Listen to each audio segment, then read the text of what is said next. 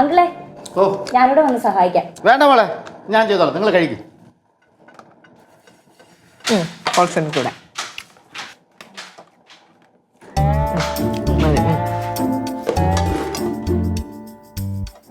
ഇതെന്താ പുതിയ കുറെ ശീലങ്ങളൊക്കെ? അമ്മാവനെന്തിനാ അവർക്ക് കുക്ക് ചെയ്ത് കൊടുക്കുന്നേ?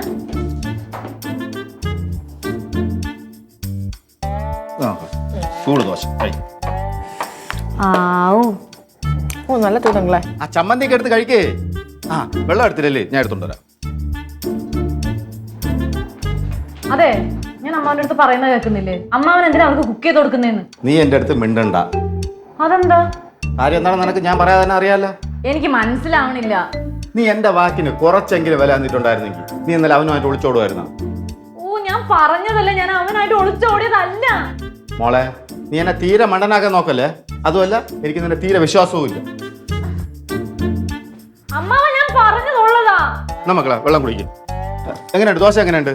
അങ്ങനെ അടിപൊളി ദോശ. എന്റെ വീട്ടിൽ നിന്ന് പോലും ഞാൻ ഇത്രയും ടേസ്റ്റ് ഉള്ള ദോശ കഴിച്ചിട്ടില്ല. ആണാ? സമയം പോലെ ഇനി ഇതുപോലെ നല്ല നല്ല പലഹാരങ്ങളും ഉണ്ടായി തരാം കേട്ടാ. അങ്കിള് കഴിക്കുന്നില്ലേ? വേണ്ട മക്കളെ, ഞാൻ പിന്നെ കഴിച്ചോളാം.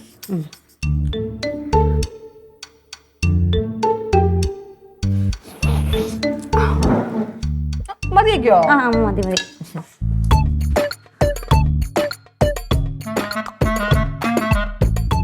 എന്താ ചേട്ടു, നീ അമ്മന്നിട്ട് അടിയായ?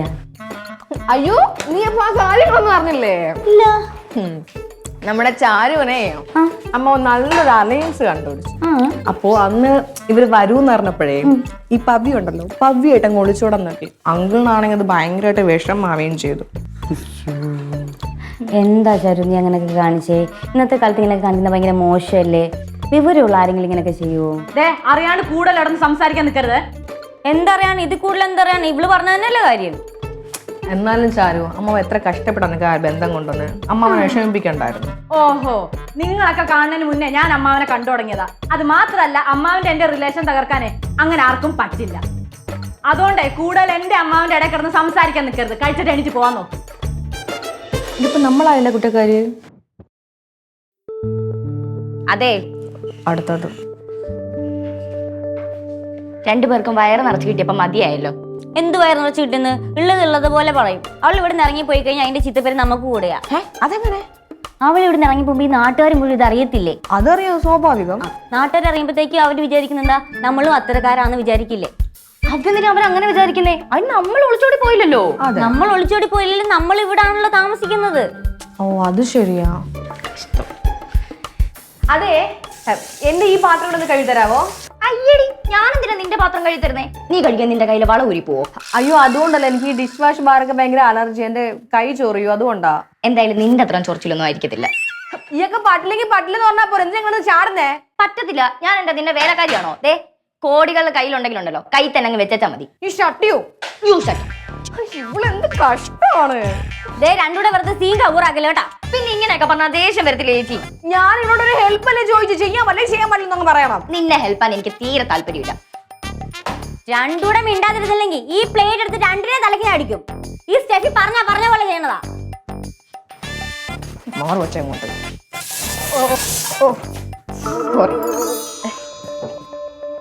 അതെ, എല്ലാരും ഫ്രണ്ടിൽ എന്നെ നാണം കെടുത്തിയപ്പോ അമ്മാവന് സമാധാനമായല്ലോ. അങ്ങനെയാണെങ്കിൽ ആ ചെറുക്കന്റെ വീട്ടുകാരുമ്പോ ഞാൻ നാണം കെട്ടത് കുഴപ്പമില്ലേ? അമ്മാവൻ എന്ത് നാണം കെട്ടുന്ന? നാളെ പെണ്ണ് കാണാൻ പറയാന്ന് പറഞ്ഞിട്ട് അവർ വരുമ്പോഴും പെണ്ണ് ഒളിച്ചോടി പോയെന്ന് ഞാൻ പറയണോ? എന്റെ അമ്മാവൻ ഞാൻ എത്ര പ്രാവശ്യം പറഞ്ഞു, ഞാൻ ഒളിച്ചോടി പോയതല്ല. നീ ഒളിച്ചോടി പോയതല്ലാതെ നീ ബാഗ് കൊടുത്തോട്ട് ഇറങ്ങി അതേ സമയത്ത് അവിടെ നിന്ന് വരെയും ചെയ്യുന്നത് എങ്ങനെയാടി? അത് കോയിൻസിഡൻസ് ആയിരുന്നു അമ്മാവാ. ഞാൻ ഒരു കാര്യം പറയാം, ഉത്തരം മുട്ടുമ്പോ ഇംഗ്ലീഷ് പറയണ പരിപാടി ഉണ്ടല്ലോ, അത് നിർത്തിക്കോ. ഉത്തരം മുട്ടിയതൊന്നും അല്ല. കോയിൻസിഡൻസ് എന്ന് വെച്ചാൽ യാദൃശ്ചികം എന്ന അർത്ഥം. ഞാൻ അങ്ങനെ പോവോ? എന്തായാലും ചെറുക്കന്റെ വീട്ടുകാരുമ്പോ ഞാൻ നാണം കെട്ടല്ലോ അല്ലേ? അല്ലെങ്കിലും പഠിപ്പും വിവരവും ഇല്ലാത്ത എനിക്കൊന്ന് നാണവും മാനവും അല്ലേ? അതേ അമ്മാവ, ഇങ്ങനത്തെ സെന്റ് ഡയലോഗ് ഒക്കെ പറഞ്ഞ എന്നെ വിഷമിപ്പിക്കാതിരിക്കേ. എന്താ അമ്മാവനും മോളും തമ്മിൽ ഒരു സീരിയസ് സംസാരമൊക്കെ? അമ്മാവൻ എന്റെ അടുത്ത് മിണ്ടുന്നില്ല രുക്കു. എന്താ പറ്റി? എന്താ? ഞാനെന്തോ അമ്മാവൻ പറയണൊന്നും കേൾക്കുന്നില്ല. രുക്കുവിന് ഒരു കാര്യം അറിയോ? അമ്മാവന് പവിന് ഇഷ്ടമല്ല എന്ന് പറഞ്ഞതിന് ശേഷം ഞാൻ പവിയുടെ അടുത്ത് മിണ്ടിയിട്ട് പോലുമില്ല. അതെങ്ങനെ അമ്മാവന് വല്ല മനസ്സിലാവണ്ടേ? അമ്മാവന് വിശ്വസിക്കണമെങ്കിൽ വിശ്വസിക്കാം, അല്ലെങ്കിൽ വിട്ടേക്ക്.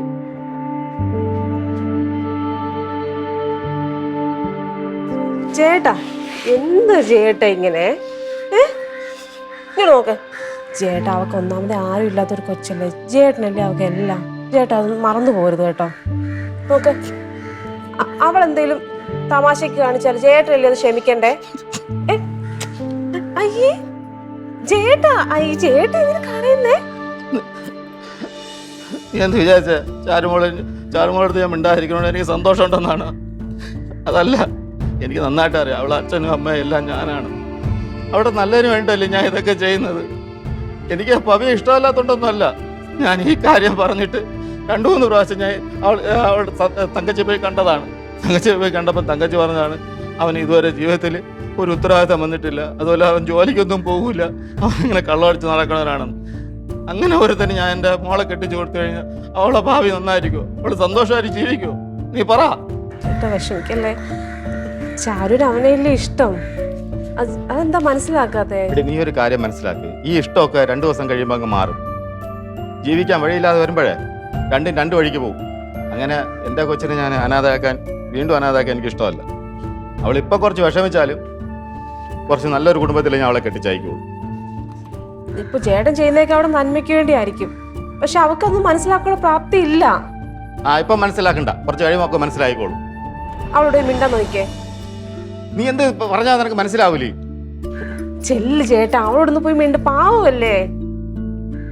വാ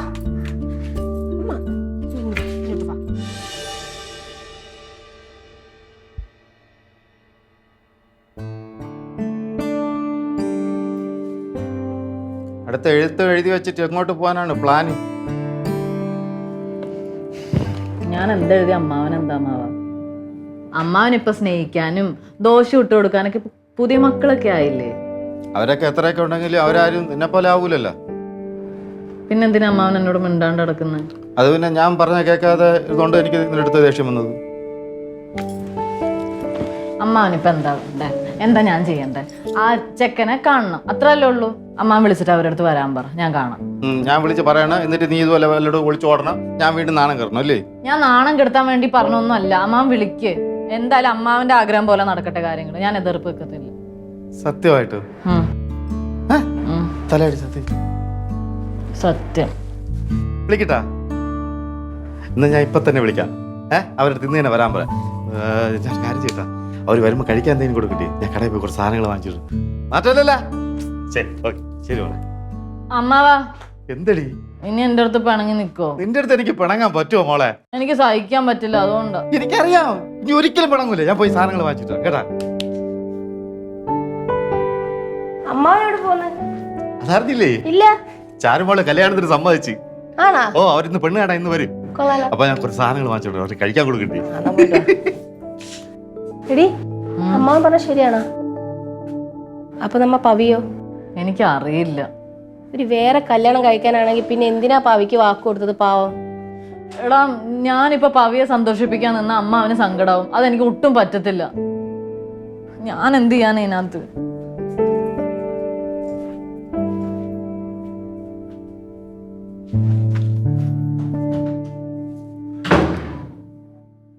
എടാ പവി, ഇന്ന് ചാരുവിനെ കാണാൻ ഒരു കൂട്ടർ വരുന്നുണ്ട്. അവള് സാക്രിഫൈസ് ചെയ്യുവോ? നീ എന്തും ചെയ്തേ പറ്റത്തുള്ളൂ കേട്ടോ. ഇവിടെ മൈക്കൊന്നും ഇല്ലെന്ന്. എടാ, അതൊക്കെ എലി കടിച്ച് പറിച്ചാണ് ആ വയറൊക്കെ. നീ വായിങ്ങോട്ട് തലയൊക്കെ കൊണ്ട് ഇടിച്ച് ആ മേശ പൊളിക്കല്ലേ. നീ ഒന്നും വേണ്ട, ആ ഫോണിൻ്റെ മൈക്കിൽ റെക്കോർഡ് ചെയ്താൽ മതി. അതെടുത്ത് അങ്ങോട്ട് വയ്ക്കും. ഒരു കാര്യം ചെയ്യുമ്പോൾ കുറച്ചും കൂടെ ഒരു പ്രൊഫഷണൽ ആയിട്ടുള്ള രീതി ചെയ്യട്ടെ. എല്ലാ തട്ടിക്കൂട്ടും തന്നെ കേട്ടോ. അതെ, പ്രൊഫഷണലായിട്ട് ചെയ്യാൻ അതിനുള്ള പൈസ വേണം. അത് ഇവിടെ ഇരിക്കണം. ഉള്ളത് വെച്ചല്ലേ ചെയ്യാൻ പറ്റുള്ളൂ. വെയ് അങ്ങോട്ട് പെട്ടെന്ന്. അപ്ലോഡ് ചെയ്യണോ?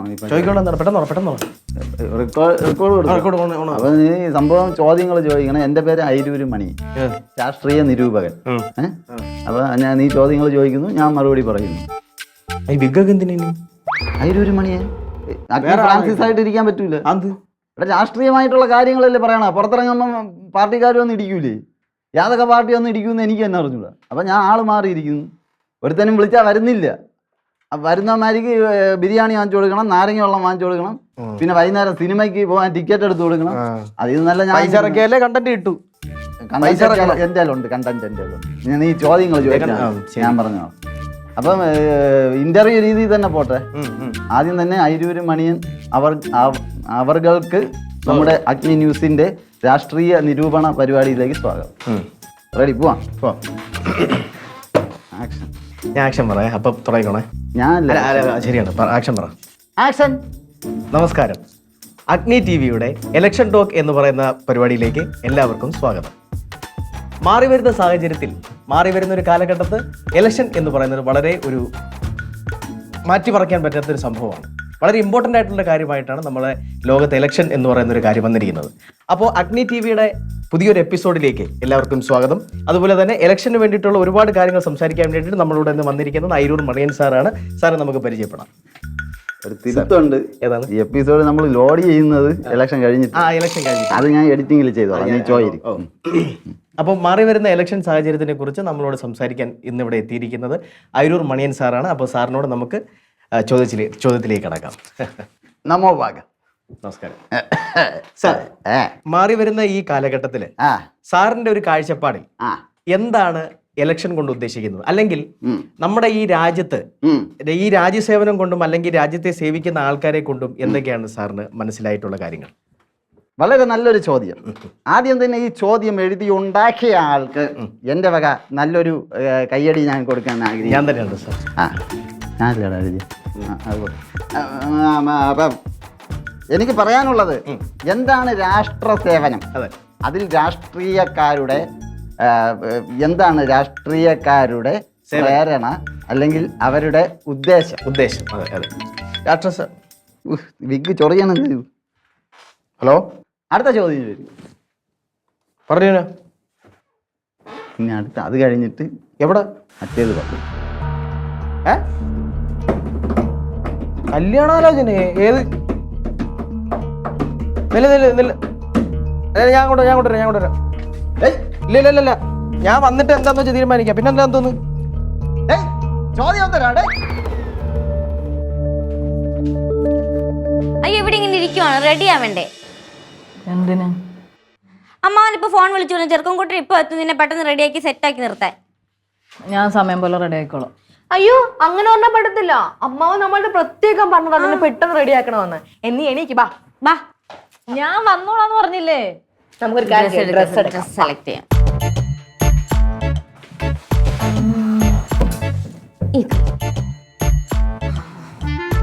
ഇതാ നല്ലത്. ഇതല്ലേ? ഇത് മതി. ഇതോ? ഈ കളറാ നല്ലത്. അയ്യോ അല്ല, ഇതാ കുറച്ചുകൂടെ ബെറ്റർ. എടി, ഇങ്ങനെയുള്ള സന്ദർഭങ്ങളിൽ, സിറ്റുവേഷൻസിൽ, ചടങ്ങുകൾക്കൊക്കെ ഇത്തരം കളറുകൾ യൂസ് ചെയ്യുന്നതാണ് വളരെ നല്ലത്. അയ്യോ അല്ല സ്റ്റെഫി, ഇതാ കുറച്ചുകൂടെ നല്ലത്. എന്താ? അതെ, ഒന്ന് നിർത്തുവോ രണ്ടുപേരും കൂടി? ഒന്ന് പോയി തരൂ. അങ്ങനെ അങ്ങ് പോകത്തൊന്നുമില്ല. നിന്നെ ഇവിടുന്ന് കല്യാണം കഴിപ്പിച്ച് കെട്ടിച്ച് പാഴ്സൽ ചെയ്തിട്ട് ഞങ്ങൾക്ക് റെസ്റ്റ് ഉള്ളൂ. ഓഹോ, അപ്പൊ രണ്ടും കൂടി എന്നെ കെട്ടിക്കാനുള്ള പരിപാടിയിലാണല്ലേ? അതെ, നീ ഇവിടുന്ന് പോയി കഴിഞ്ഞാൽ അവന്തിയുടെ ഒരു സൈഡ് തളരും. പിന്നെ അവളെ ഞങ്ങൾ ഒറ്റയടിക്ക് ഇവിടുന്ന് പാഴ്സൽ ചെയ്യും. പിന്നെ ഞങ്ങളുടെ ലോകമാണ് ഇവിടെ. ഇപ്പൊ എന്താ പറഞ്ഞേ സ്റ്റെഫി? എന്താ ഇപ്പൊ സ്റ്റെഫി എന്താ പറഞ്ഞേ? ഇവർ രണ്ടുപേരും ഇവിടുന്ന് ഒഴിവാക്കി കഴിഞ്ഞാൽ പിന്നെ ഇത് നമ്മുടെ കൺട്രോളിലല്ലേ, പിന്നെ നമ്മളുടെ ലോകമല്ലേ ഇത്. ഇവരൊക്കെ പോയിട്ട് വേണം എനിക്കൊന്ന് മനസ്സമാധാനത്തോടെ കിടന്നുറങ്ങാൻ. എന്റെ പൊന്നു ചാരു, എത്രയും പെട്ടെന്ന് നിന്ന് കല്യാണം കഴിക്കേ. അയ്യോ, എന്നാലേ രണ്ടുപേരുടെ ഈ പൂതി ഉണ്ടല്ലോ, അത് എത്രയും പെട്ടെന്നൊന്നും നടക്കാൻ പോകുന്നില്ല. തൽക്കാലത്തേക്ക് ഉപദ്രവിക്കാണ്ട് ഇറങ്ങി പോകാനാ പറഞ്ഞ രണ്ടിനോടും. നന്റെ ഡ്രസ്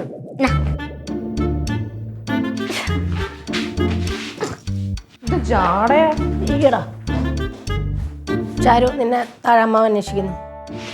അവരൊക്കെ വന്നാ? എനിക്കറിയാൻ പാടില്ല, നീ പോയി അന്വേഷിച്ചേ. അപ്പൊ നീ എന്റെ കൂടെ വരുന്നില്ല ടീനെ? എന്റെ പൊന്നു മോളെ, ഇതുപോലത്തെ തേപ്പ് പരിപാടിക്ക് ടീനെ കിട്ടത്തില്ല. നിന്നെ കുറിച്ച് അങ്ങനെ ഒന്നല്ല വിചാരിച്ചിരുന്നത്. നീ എന്റെ സിറ്റുവേഷൻ ഒന്ന് മനസ്സിലാക്ക്. എടാ, ഞാൻ സിറ്റുവേഷൻ മനസ്സിലാക്കിയിട്ട് എന്താ കാര്യം? ഒരാൾക്കൊരു നമ്മളൊരു വാക്ക് കൊടുത്ത്, എനിക്ക് പ്രേമിച്ച എക്സ്പീരിയൻസ് ഒന്നുമില്ല, സത്യമാണ്. പക്ഷെ ഒരാൾക്ക് വാക്ക് കൊടുത്തു കഴിഞ്ഞിട്ട് പിന്നെ അത് പിന്മാറുമ്പോൾ ആ ആളുടെ വിഷമം നീ മനസ്സിലാക്കിയിട്ടുണ്ടോ? അവൻ എത്ര ഡൗൺ ആയിട്ടുണ്ടാവും ഇപ്പം? ഞാനിപ്പോ എന്താ ചെയ്യണ്ടേ?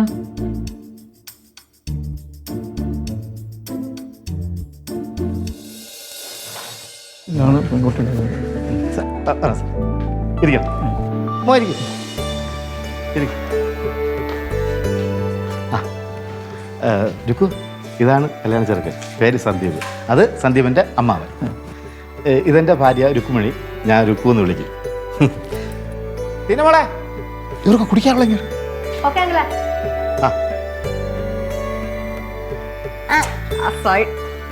മറക്കാത്ത നടക്കാത്ത കാണുന്നേ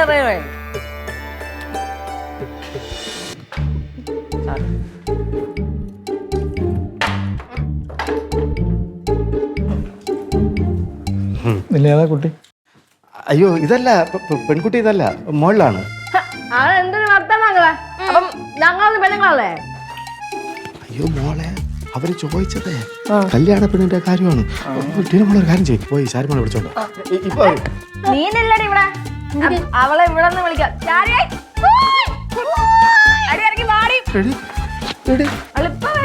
ഇവർക്ക് എന്തോന്ന് പറ്റിയടി? എനിക്കറിഞ്ഞൂടാ. പിള്ളേരെ കുടിക്കണം, വെള്ളം എടുത്ത് കുടിക്കണം. വെള്ളം കുടിച്ചേട്ടെ.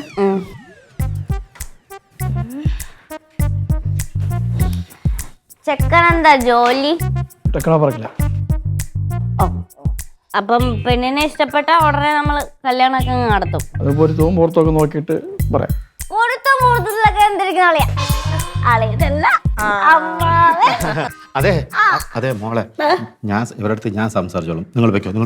അത് ഞാൻ സംസാരിച്ച ശരിയാവൂലേ? കല്യാണം മുടക്കരുത്, വളരെ കഷ്ടപ്പെട്ട് പറഞ്ഞ ഉണ്ടായിക്കൊണ്ട് വന്നതാണ്. നിങ്ങൾക്ക് രണ്ടുപേർക്ക് ഇതെന്ത് പറ്റിയത്? ഒന്നും പറ്റില്ല, ഞങ്ങൾ ചുമ്മാ പിള്ളേരെ തമാശ കളിക്കണത്. അമ്മ എനിക്ക് ചെറുക്കൂടെ ഒരു കാര്യം ചോദിക്കണം. ഒരു കാര്യം എന്തോന്ന് ചോദിക്കട്ടെ? മോള് ചോദിക്കും. ഇവനെങ്ങനെ ശ്രീധനൊക്കെ വാങ്ങിക്കണ കൂടുതലാണോ? അങ്ങനെയൊക്കെ ചോദിച്ചാൽ നിങ്ങൾക്ക് ഇഷ്ടം പോലെ ചെയ്യാം. അപ്പൊ ഇഷ്ടമുള്ളത് കൊടുത്തോ അല്ലേ? എന്നാ എന്റെ പയ്യനൊന്ന് എഴുന്നേറ്റ്. മോളെ നീ എന്തോന്ന് കാണിക്കണത്? അങ്ക അവളെ ഇന്റർഫേസ് ചെയ്യല്ല, അവള് ചോദിക്കട്ടെ. എഴുന്നേറ്റ് നിൽക്കുമ്പോഴാ. മോളെ അപ്പൊ എനിക്ക് ഇഷ്ടമുള്ളത് ഞാൻ തന്നേക്കാം. നിനക്ക് ശ്രീധരൻ വേണം അല്ലേടാ? അവൻ ശ്രീധരൻ വേണം. അയ്യോ ഇഷ്ടമുള്ളത് തന്നേക്കാണ്, നിനക്ക് തന്നേക്കണം. എനിക്ക് ഇഷ്ടമുള്ളത് തന്നേക്കണം.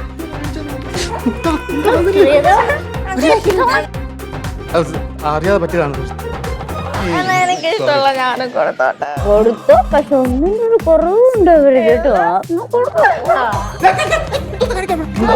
ഓടി രക്ഷപ്പെട്ടോ?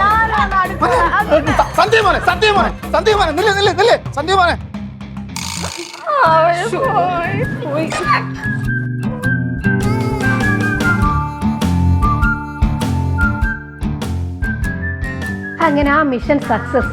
ഇതൊക്കെ എങ്ങനെ സംഭവിച്ചു?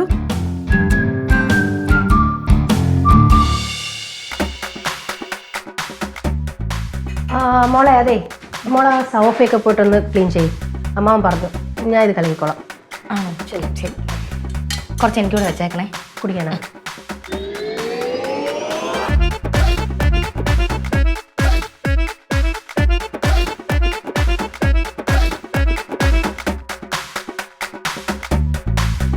ആഹാ, ജ്യൂസൊക്കെ കലക്കി വെച്ചിരിക്കണോ? കുടിച്ചു നോക്ക്. ഞാൻ ഗ്ലാസ് എടുക്കാം.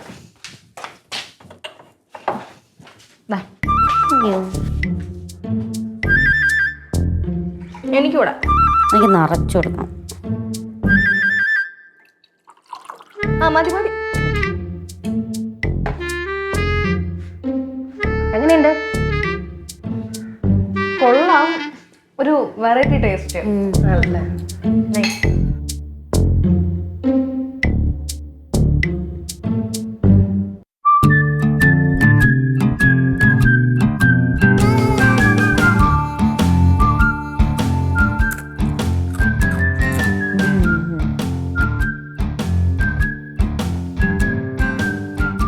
എന്തോയി? എന്താവാൻ? അവരുടെ പാടുവയ്ക്ക് പോയി. ഇങ്ങനെ ഒരു കുടികാര ഫാമിലിയിൽ നിന്ന് അവർക്ക് പെണ്ണിനെ വേണ്ടാന്ന്. എന്തോന്ന് അക്രമം കാണിച്ചത്?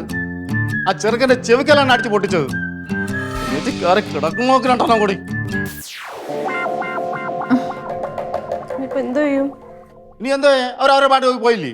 ഇനി എന്തോന്ന് ചെയ്യാതിരിക്കണത്? എന്തിനാ അമ്മാവ് ഇതിനൊക്കെ വേണ്ടിയാണെങ്കിൽ എന്നെ ഇങ്ങനെ കോലം കടിച്ചിരുത്തിയത്? സോറി മോളെ, ഇങ്ങനെയൊക്കെ ആവുമെന്ന് ഞാൻ വിചാരിച്ചില്ലടി. ഇറ്റ്സ് ഓക്കെ അമ്മാവാ.